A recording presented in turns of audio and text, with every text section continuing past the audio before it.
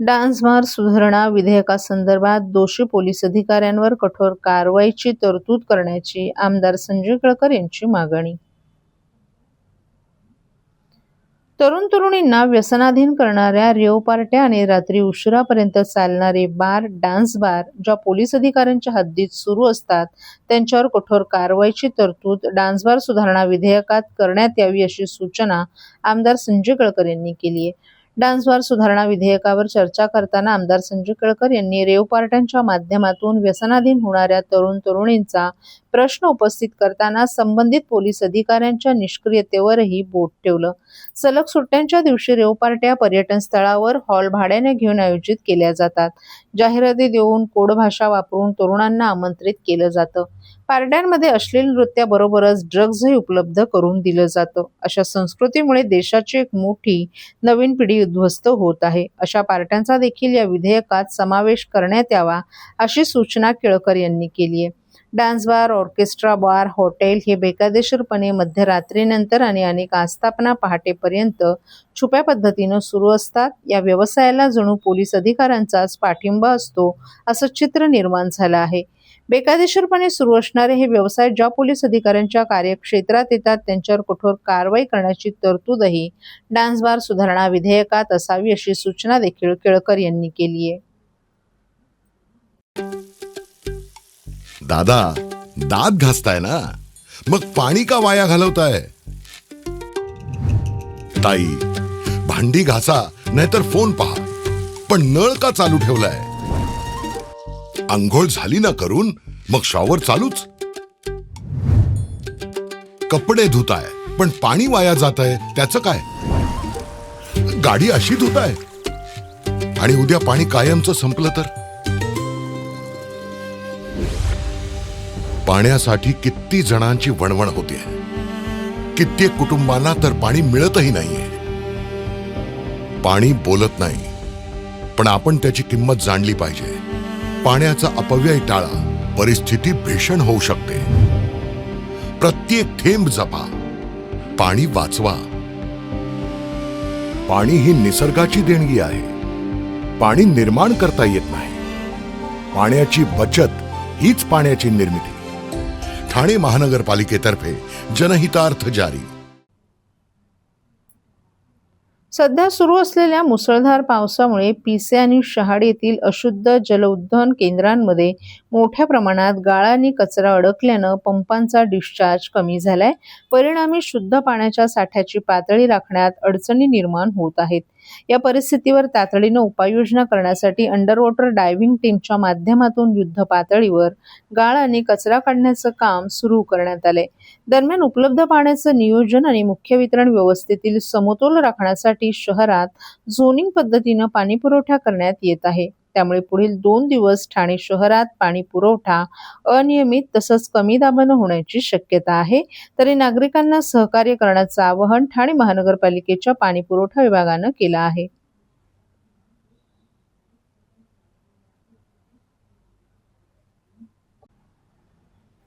ठाणे जिल्ह्यातील मुंब्रा येथील अमृतनगरमध्ये आज पावसात एका इमारतीच्या 4थ्या मजल्याच्या बाल्कनीचा काही भाग कोसळल्याची घटना समोर आली आहे.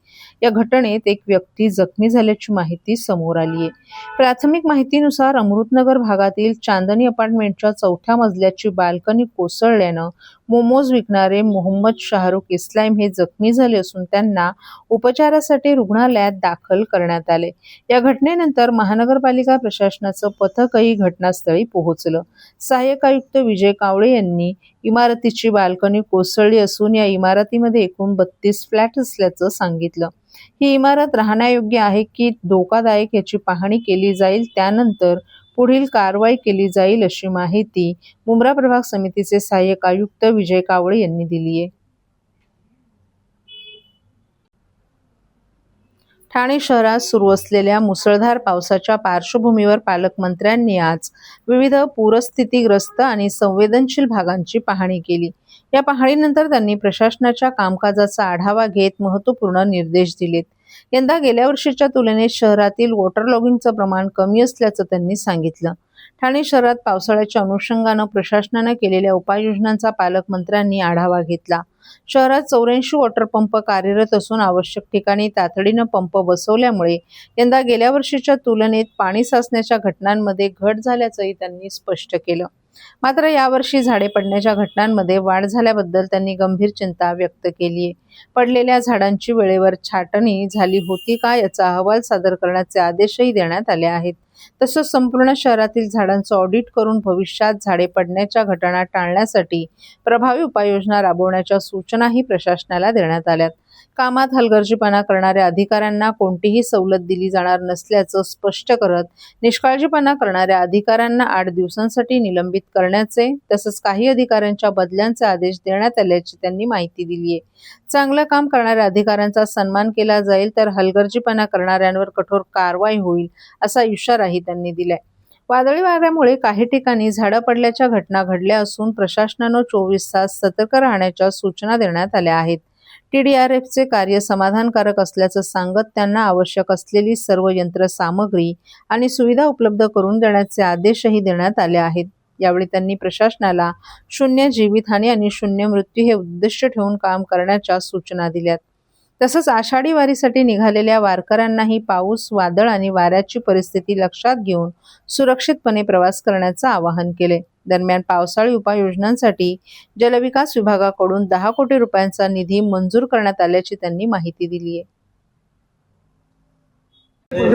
आणि जे जखमी झालेले आहेत त्यांचा उपचार जो आहे ज्युपिटर हॉस्पिटलमध्ये महापालिकेला करायला सांगितलेला आहे आणि त्याप्रमाणे आपला असाच प्रकारचा उद्देश आहे की 0 कॅज्युअल्टी या संपूर्ण झाड पडल्यामुळे, फांद्या पडल्यामुळे, पाणी साचल्यामुळे 0 कॅज्युअल्टी आपल्या ठाण्यामध्ये राहिली पाहिजे.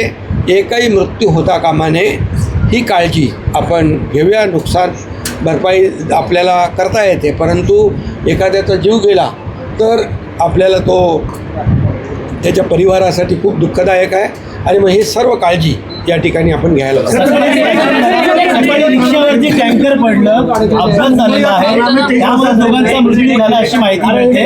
अडथळा निर्माण झाला होता त्याला. आम्ही आता इथे कमिशनर पण आहेत, कलेक्टर पण आहेत, या बाबतीमध्ये देखील माहिती घेतो. त्यांना ज्या ज्या काही मदतीची आवश्यकता आहे, त्यांना प्रायव्हेट हॉस्पिटलमध्ये ॲडमिट करायचं असेल तर त्यांना तसं पण हे करू आपण.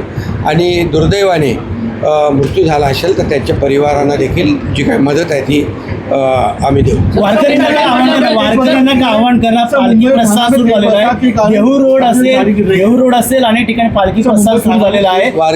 वारकऱ्यांना देखील आव्हान आहे की आता पडत असलेला पाऊस, वादळ, वारा, आपली वारी तर पांडुरंगाची वारी दरवर्षी आपण करतो, परंतु आपली सुरक्षितपणे वारी झाली पाहिजे अशा प्रकारच्या सूचना मुख्यमंत्री महोदयांनी देखील दिल्या. मी देखील काल आळंदीच्या वारकऱ्यांशी स्वतः बोललो. त्या ठिकाणी काही पाण्यामुळे जादा पाऊस पडल्यामुळे, वाऱ्यामुळे पिण्याच्या पाण्याची पाणीपुरवठा योजना तुटली होती. जे मोबाईल टॉयलेट बसवले होते ते वाहून गेले होते. काही ठिकाणी विजेच्या खांब्यांची पडझड झाली होती. पिण्याच्या पाण्याची गैरसोय झाली होती. मी तात्काळ त्यांना नगरविकासमधून 10 कोटी रुपये काल तात्काळ रिलीज केले आणि त्यांना देखील एक दिलासा देण्याचं काम केलेलं आहे. त्यामुळे वारकऱ्यांनी देखील आपली वारी सुरक्षित.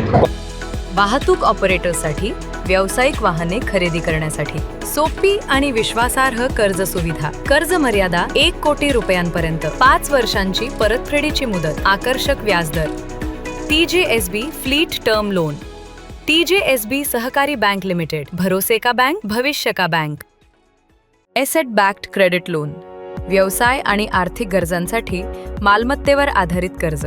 कर्ज मर्यादा 5 कोटींपर्यंत, 120 महिन्यांचा परतफेडीचा कालावधी. विश्वासार्ह वित्तीय भागीदार तुमच्या प्रगतीसाठी. TJSB asset backed credit loan. TJSB सहकारी बैंक लिमिटेड, भरोसे का बैंक, भविष्य का बैंक. तुमच्या व्यवसायासाठी खेळते भांडवल, क्षमता विस्तार, आधुनिकीकरण आणि यंत्रसामग्री खरेदीसाठी विश्वसनीय ओव्हरड्राफ्ट सुविधा. कर्ज मर्यादा 7 कोटींपर्यंत, जलद मंजुरी, 120 महिन्यांचा परतफेडीचा कालावधी. TJSB ODS drop against property.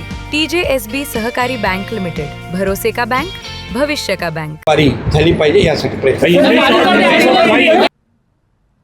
मागील 7 दिवस पडणाऱ्या पावसाने गेल्या वर्षाच्या पावसाची सरासरी पार केली आहे. मागील वर्षांपेक्षा 300 मिलीमीटर जास्त पाऊस ठाणे शहरात पडला असून 2 दिवसात तब्बल 300 झाडं उन्मळून पडली आहेत. जून महिना कोरडा गेल्यानंतर पावसाने मागील 7 दिवसांपासून जोर पकडला असून मुसळधार पावसानं ठाणे शहराला झोडपून काढले. कालपासून आज सकाळी 8:30 वाजेपर्यंत शहरात 111.99 मिलीमीटर इतका पाऊस झाला. आजही हवामान विभागानं ऑरेंज अलर्ट जाहीर केला होता. त्यामुळे शहरात दिवसभरात पावसाच्या जोरदार सरी थांबून पडत होत्या. संध्याकाळी 4:30 वाजेपर्यंत 57.63 मिलीमीटर इतका पाऊस झाला. आतापर्यंत 1326.86 मिलीमीटर इतका पाऊस झाला होता, तर मागील वर्षी 1038.99 मिलीमीटर इतका पाऊस झाला होता. हा पाऊस मागील वर्षीच्या तुलनेत 300 मिलीमीटरपेक्षा जास्त आहे. मागील 2 दिवसात शहरात 300 झाडं पडली असून काल 24 तासात 202 झाडं पडली होती, तर परवा 110 झाडं पडली होती. त्यामुळे 2 दिवसात 300 पेक्षा जास्त झाडं पडल्याची माहिती आपत्ती व्यवस्थापन विभागानं दिली आहे. 36 झाडांच्या फांद्या पडल्या होत्या, तर एका ठिकाणी होर्डिंग पडलं. 11 इमारतींवर लावण्यात आलेले वेदरशेड पडल्याची नोंदही महापालिकेच्या आपत्ती व्यवस्थापन कक्षाकडे करण्यात आली आहे.